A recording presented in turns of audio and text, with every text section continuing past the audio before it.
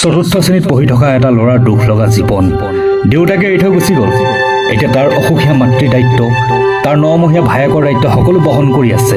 এটা পানী পৰা ঘৰত থাকে, যেতিয়া বৰষুণ দিয়ে পানী পৰিলে সেই ফুটাবিলাক মাৰিবলৈ সি এনেদৰে বাচন বৰ্তন ব্যৱহাৰ কৰে। কি আচৰিত জীৱন কটাই আছে, কি কষ্টকৰ জীৱন কটাই আছে। গতিকে আহক আজি একেদিনৰ ভিতৰতে তাৰ ঘৰটো মেৰামতি কৰি ঠিক কৰি থৈ যাওঁ, অলপমান সুখী কৰোঁ এই দুৰ্ভগীয়া পৰিয়ালটোক। ৰোহন, আজি সপোনটো পূৰণ হৈ যাব ন? আজি এই ভগা টিংবিলাক চব আঁতৰি যাব, ঘৰত কোনোদিন পানী নপৰিব, ভালকৈ পঢ়িব পাৰিবা, হয় নাই? কিতাপ নাই তিতিব, ঠিক আছে? আজিৰ পৰা একদম ঘৰ নতুন হৈ যাব। এটা দিনৰ ভিতৰত কমপ্লিট কৰিব লাগিব। টিংখিনি খুলি আজিৰ ভিতৰতে লগাই কমপ্লিট কৰিব লাগিব। যি মেৰামতি আছে সেইখিনি কৰিব লাগিব। সেইকাৰণে আমাৰ মেন পাৱাৰ বেছি ইউজ কৰিব লগা হৈছে। 3-4টা ল'ৰা লৈ আহিছোঁ। এতিয়া আজি দিনটোৰ ভিতৰত এইখিনি কমপ্লিট কৰিব। টিং এতিয়া খোলা আৰম্ভ কৰিছে, বাঁহো ইয়াক গোটেই কাটি মেলি শেষ কৰিছে, এইপিনে লাগি আছে। গতিকে আহক ৰোহনৰ ঘৰ আজি নতুন ৰূপ দিওঁ আমি। আৰু আমাৰ টিঙৰ ওপৰত বগাই গ'ল, পুৰণা টিং সকলো খুলি দিব। জীৱনত প্ৰথম হ'ব এইটো মোৰ, এটা দিনৰ ভিতৰত ঘৰ কমপ্লিট কৰা। ঘৰ মানে কি, বেৰ চেৰবিলাক এটা চেঞ্জ নকৰোঁ, টিংখিনি মেলি চেঞ্জ কৰিব লাগিব। ৰাতি বৰষুণ দিলেই সিহঁতি ছাতি লৈ থাকিব লগা হয় ভিতৰত। ৰাতি বৰষুণ দিলেই ৰোহনৰ কিতাপ তিতি যায়, পিছদিনাখন স্কুল যাব নোৱাৰে। আজি এইখিনি সমস্যা এটা দিনৰ ভিতৰত সম্পূৰ্ণ কৰিম। এতিয়া টিং ইয়াৰ পৰা খুলি দিব, তাৰপিছত নতুন ইয়াত টিং লাগি যাব। দিনটোৰ ভিতৰত সকলো কমপ্লিট কৰি আছোঁ। টিং নাছিলে, এখন পাল তৰি দিছে। এখন পালো এখন একেবাৰে অৱস্থা বেয়া দেখোন, একেবাৰে অৱস্থা বেয়া হৈছে। আপোনালোকক দেখাই দিছোঁ চাওক, পালৰ অৱস্থা চাওক। টিং নাছিলেই, টিং গোটেই মামৰে ধৰা। কেনেকুৱা এটা অৱস্থাত আছিলে এঘৰ মানুহ, আৰু সেই অৱস্থা আজি আমি সলনি কৰিবলৈ গৈ আছোঁ। যিহেতু টিং খুলি আছে, এয়া ৰোহনে বস্তুবিলাক ছাইড কৰি আছে। ইয়ে গোটেই ঘৰৰ সমস্ত কাম কৰে। মাক অসুস্থ আৰু কাম কৰিব নোৱাৰে। এই সৰু ল'ৰাটোৱে, এই চতুৰ্থ শ্ৰেণীত পঢ়ি থকা ল'ৰাটোৱে সকলোখিনি কাম কৰে। বস্তু সকলো ছাইড কৰি আছে। সি ওপৰত ইয়াত টিং খুলি আছে, আহিছেনে? এই ল'ৰাটোৰ কষ্টখিনি মই আপোনালোকক দেখুৱাইছোঁ। টিঙৰ অৱস্থা দেখিছে নাই? টিং বুলিবলৈ নায়েই, একেবাৰে অৱস্থা বেয়া। খুটা এইৰকমেই আছিলা ন? এজাক বৰষুণ গোটেই বৰষুণ পৰি যায়। আৰু তোমাৰ অসুখ, উশাহ নিশাহ ভালকৈ ল'ব নোৱাৰে ন? বেমাৰটো হৈয়ে আছে। ইছৰাম, ল'ৰাটো টোপনি গ'ল ন সৰুটো? কিমান এটা যন্ত্ৰণাদায়ক জীৱন। টিঙৰ অৱস্থা একেবাৰে নাই। ই কি ধুনীয়াকৈ ঘৰটো ভঙা চাই আছে। একমাত্ৰ এই ল'ৰাটো মুখখনৰ এই হাঁহিটো বচাই ৰাখিবৰ কাৰণে কাম কৰিছোঁ, আৰু সকলো কামত লাগি আছে। এফালৰ পৰা দিনটোৰ ভিতৰত যিহেতু কমপ্লিট কৰিব লাগিব আমি। আৰু ফাইনেলি টিং এৰোৱা কাম শেষ হ'ল। এতিয়া মই এটা বস্তু পাইছোঁ ইয়াতৰ, মানে ঘৰটো ভাঙি থাকোঁতে এইবিলাক ওপৰৰ পৰা এইবিলাক থাল চাল ওলাইছে। এইবিলাক থাল এইবিলাক থাল কোনে দিয়ে? হা, এইটো মানে বৰষুণৰ পানী পৰিলে দি থৈ গুচি আহা। হা, ই ওপৰত উঠি যায়, ভয় চয় নকৰে। একদম টিঙৰ ওপৰত মানে মুধচত এই থালবিলাক এনেকৈ দি থোৱা আছে। এইখন থাল আজিৰ পৰা দিব নালাগে। হা, এই ল'ৰাটোৱে ৰাতি যেতিয়া বৰষুণ আহে, বৰষুণ পৰে, তেতিয়া এনেকুৱা ধৰণৰ ফুটাবিলাক মাৰিবৰ কাৰণে থাল দিয়ে। এইবিলাক এইখনটো কিবা ঢাকনা হয়, এখন থাল। তেনেকুৱা কাহিনী ঢেৰ ওলাইছে। আমি যেতিয়া ঘৰটো ভাঙি আছিলোঁ তেতিয়া পাইছোঁ। টেনশ্যন নল'বা দেই, কিমান বঞ্চন মাৰি থাকে। ইয়াৰ কাৰণে বহুত কিবা কিবি কৰিব লাগিব। ঘৰ পূৰা মুকলি হৈ গ'ল, পূৰা মুকলি। আই ঐ, ইয়াত থাল সামৰি আছে, বাচন সামৰি আছে। এইবিলাকৰ ওপৰত ফুটাত এই থাল এনেকৈ দি থৈ দিয়ে। এই ল'ৰাটো সঁচাকৈ দেই কিমান কষ্টত জীৱন পাৰ কৰি আছিলে। তথাপিতো মুখত এটা হাঁহি থাকে ৰোহনৰ, আৰু ৰোহনৰ জীৱন পৰিৱৰ্তন কৰিবৰ কাৰণে এই যাত্ৰা কৰিছোঁ। বহুত কিবা কিবি কৰিবলৈ, বহুত থাল ওলাইছে। এইবিলাক ভগা চিগা থাল সি এতিয়া আকৌ কালেক্ট কৰি থৈ দিছে তেনেকৈ ঘৰত। ইহঁতৰ ঘৰটোত মই এটা বস্তু দেখা নাই, সেইটো হ'ল বিচনা। এইখন এনেকুৱা এখন খেৰে এইটো তুলি বনাই থৈছে, তুলি চাগে। বিচনাখন দেখা নাই। আচ্ছা ৰোহন, তহঁতি ক'ত শুৱ? মাটিত শুৱ? কেঁচুৱাটো মাটিত শুই থাক?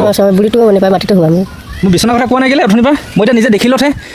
এটা কেঁচুৱা লৈ, 9 মহীয়া এটা কেঁচুৱা লৈ মাটিত শুই থাকে এজনী মাক আৰু কেঁচুৱা, হয়নে? ইছৰাম, তই মাটিতে শুই থাক? ইছৰাম, পঢ়া টেবুলটো আছে ন? পঢ়া টেবুলৰ চকীটো আছে তো। এইটো এটা ইম্পৰ্টেণ্ট বস্তু, বিচনা। এতিয়া যাওঁ বলক, এখন বিচনা সেইটো কাৰণে ইম্পৰ্টেণ্ট। এইপিনে ঘৰৰ কাম চলি থাকিব, আমি বিচনাখন লৈ আনোগৈ বল। এখন 4 ফুট ন? হয়। হা, এখন ধুনীয়াকৈ এটা দুটা মানুহ শুব পাৰিব আৰু কেঁচুৱা এটা, হয় নাই? পাৰিবনে? পাৰিব। ভালনে বিচনাখন? ভাল। তো এখন বিচনা লৈ লৈছোঁ। সিহঁতৰ যিহেতু বিচনা নাছিলে, মই দেখি পেলাই পটককৈ আহিলোঁ। এখন দিয়া, দাম দৰ বেছি নল'বা দেই, বল দেই।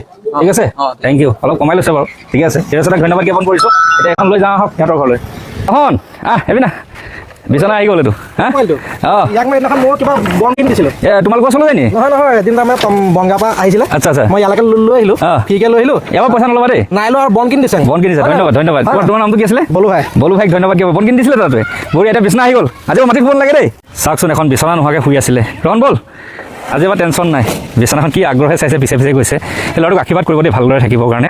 এটা দিনৰ ভিতৰত কমপ্লিট হৈ গ'ল টিং লগাই। আজিৰ পৰা ৰোহন আৰু তাৰ মাক আৰু তাৰ 9 মহীয়া ভায়েক এতিয়া বৰষুণত তিতিবলগীয়া নহয়। প্ৰথম অৱস্থাত কেনেকুৱা এটা অৱস্থা আছিলে, টিং একেবাৰে বেয়া হৈ আছিলে।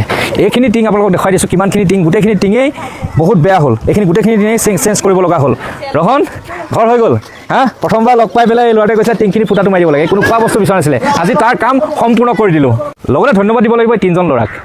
সিহঁতি বহুত মানে কষ্ট কৰে। দিনটোৰ ভিতৰত বাঁহ কাটি টিং লগোৱা ইমান সহজ নহয়, হয় নাই? 3টা ল'ৰা, সিহঁতক যদি পইচা দিম, কিন্তু ডাঙৰ কথাটো হ'ল সিহঁতি 1 ছেকেণ্ড নোলোৱাকৈ দিনটোৰ ভিতৰত কাম কৰিলে। এতিয়া দেখিলে বতৰ ডাৱৰীয়া হৈ আহিছে, অলপ দেৰি পিছত বৰষুণ দিব। ভগৱানকো ধন্যবাদ জ্ঞাপন কৰিছোঁ, দিনটো বৰষুণ নিদিলে, কিন্তু এতিয়া বৰষুণ আহিবলৈ আৰু বেছি সময় নাই।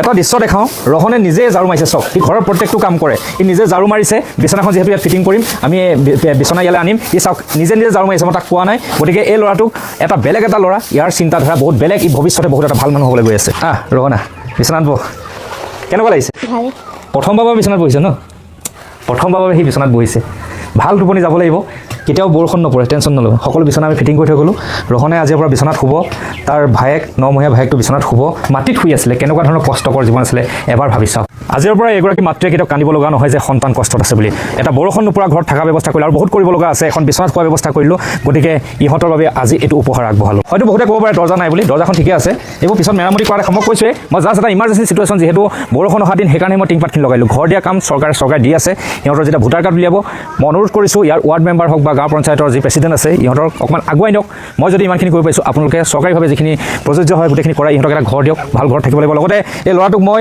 এতিয়া ক্লাছ 4ত পঢ়ি আছে সি যেতিয়া ক্লাছ 6ত পাব তাক তেতিয়া মই আশ্ৰমলৈ লৈ যামগৈ সি আশ্ৰমত থাকিব তাক সুযোগ্য এজন নাগৰিক বনাম পঢ়ুৱাম আৰু যেতিয়া ভাল মানুহ কৰি আকৌ পুনৰ মাতৃ কোলাত উভতাই দিম লগতে তাক ন্যায় নহয় 2 বছৰ পিছত যেতিয়া তাক লৈ যাম এই ঘৰখন চলিবৰ বাবে মই প্ৰতিমাহে এটা সিহঁতক খৰচাও দি থাকিম সি কাম কৰিব নালাগে অকল পঢ়িব লাগিব খাব লাগিব শুব লাগিব যাব লাগিব মনত ৰাখিবি এই হাঁহিটো ৰোহনহেঁতৰ এই হাঁহিটো এই ল'ৰাটো হাঁহিটো মাকৰ হাঁহিৰ বাবে আজি এইখিনি কাম কৰিলোঁ আৰু কৰিবলগীয়া আছে বহুতখিনি কাম সেইখিনি কৰিব লাগিব কি কাম আছে মই সকলো দেখাই যাম ৰোহনে মোক কৈছিলে মাকেও মোক কৈছিলে এটা দমকল লাগিব আৰু পানী নাই ন পানীও নাই লেট্ৰিন বাথৰুমৰ কথা নকৰিবা নাই বাৰু পানীও নাই আৰু লগতে কাৰেণ্টৰ ব্যৱস্থা কৰিব লাগিব সেইখিনি মই লাহে লাহে কৰিম বৰ্তমান এটা প্ৰতিকূল বতৰৰ বাবে এইখিনি ব্যৱস্থা কৰিলোঁ আৰু ৰোহনহঁতক এটা সুন্দৰ এটা পৰিৱেশ দি থৈ যাবলৈ চেষ্টা কৰিলোঁ বহুতখিনি কৰিব লগা আছে আশীৰ্বাদ কৰিব যাতে এই পৰিয়ালটোৰ বাবে কৰিব পাৰোঁ সংস্থাপনৰ বাবে বহুত কৰিব লগা আছে সেইখিনি কি কৰিম অনাগত দিনত আপোনালোকক জনাম গতিকে আজি ৰোহনহঁতক এটা পানী নপৰা ঘৰত সুৰক্ষিত কৰি এই 9 মহীয়া ভায়েক ৰোহন আৰু মাতৃক সুৰক্ষিত কৰি বিদায় মাগিছোঁ পুনৰ আহি থাকিম সিহঁতৰ ওচৰলৈ কথা দিলোঁ সকলো ভালে থাকক তাকে কামনা কৰিছোঁ জয় অসম জয় জুবিন